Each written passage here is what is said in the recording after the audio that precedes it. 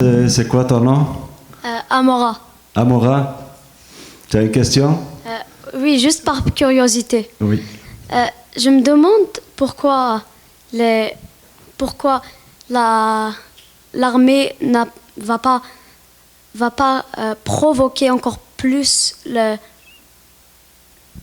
Chab comme pour qu'il vienne se révolter et puis il y aura la guerre. Et je pense que maintenant, pour l'instant, ce qu'ils veulent avoir, c'est une guerre avec de la violence, avec du sang.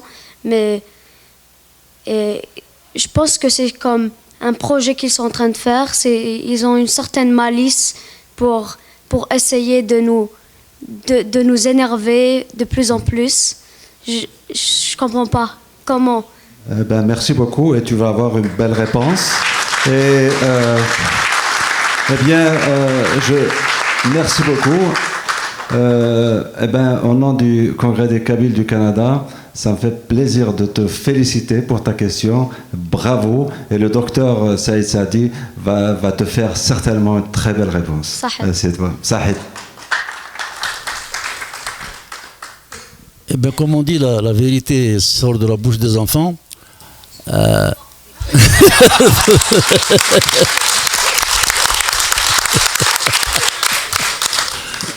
En tout cas, dans le mental, tu n'es pas un enfant. Hein. Ce que je peux dire, c'est que c'est la question nodale. C'est le nœud gordien de la révolution en cours. Il est absolument sûr qu'il n'est, pour l'instant, je ne le souhaite pas, mais je n'ai pas le droit de ne pas constater des choses amères lorsqu'elles s'imposent à la situation, que la décision du chef de l'état-major, donc du général Ahmed Gaïd Salah, c'est de ne pas composer pour organiser une sortie ordonnée de l'ancien système vers la nouvelle Algérie. Il est dans la provocation que tu redoutes légitimement, il est dans la manipulation et il peut être dans la réaction brutale qui a commencé déjà. Je connais des jeunes qui ont été arrêtés, ils n'ont absolument rien fait, ils sont en prison. Et quand on commet ce genre d'abus, quand on se laisse attirer par ce genre de réaction, on peut effectivement être tenté d'user de l'arme dont on détient, des munitions dont on détient. Est-ce que ça va marcher?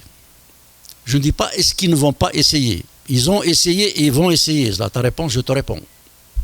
À ta question, je te réponds, oui, tu as raison, l'intention, le risque existe. Est-ce que ça va marcher? Je pense que non, tout en restant prudent. Je pense que non, parce que j'étais dans les manifestations. Ils ont essayé d'opposer les francophones aux arabisants, les laïcs aux religieux, les Kabyles aux arabes, etc., etc.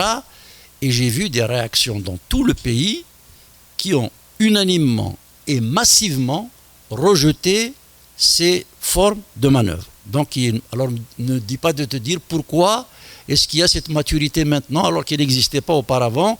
Il faudra réfléchir, il faudra chercher. Peut-être que c'est des combats qui ont été menés il y a très longtemps et qui ont mûri, qui ont fini par arriver maintenant à s'exprimer dans la bouche des citoyens.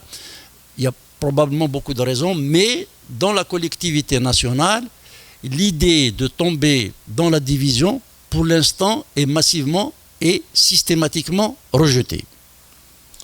Et si on n'arrive pas à créer des divisions, la violence ne va pas venir. Parce que s'il n'y a pas de violence dans la rue, la boîte générale, ces militaires, il ne peut pas les envoyer mitrailler sur des bonhommes qui sortent pacifiquement chaque week-end. C'est un peu difficile quand même. Pour plusieurs raisons. Donc le risque existe, l'intention est réelle, mais pour l'instant, la réponse des citoyens a désamorcé l'ensemble de ces opérations de provocation. Il m'est arrivé de dire un jour, j'aime pas me citer, mais je vais me citer, il se trouve qu'on est dans un pays où le niveau du citoyen est supérieur à celui du dirigeant. Et ça, c'est une espèce d'alchimie qui est très difficile à expliquer. s'il y avait 1/10 de sagesse chez les dirigeants algériens de ce qu'on entend dans la rue, cette crise serait réglée en 2 mois. Donc oui, tu as raison de redouter que l'armée et son chef ne poussent à la provocation, mais j'ai aussi quelques raisons de considérer que c'est une opération qui a peu de chances d'aboutir. Mais évidemment, il faut rester prudent parce qu'un dérapage, une provocation est toujours facile à organiser. En tout cas, merci pour ta question.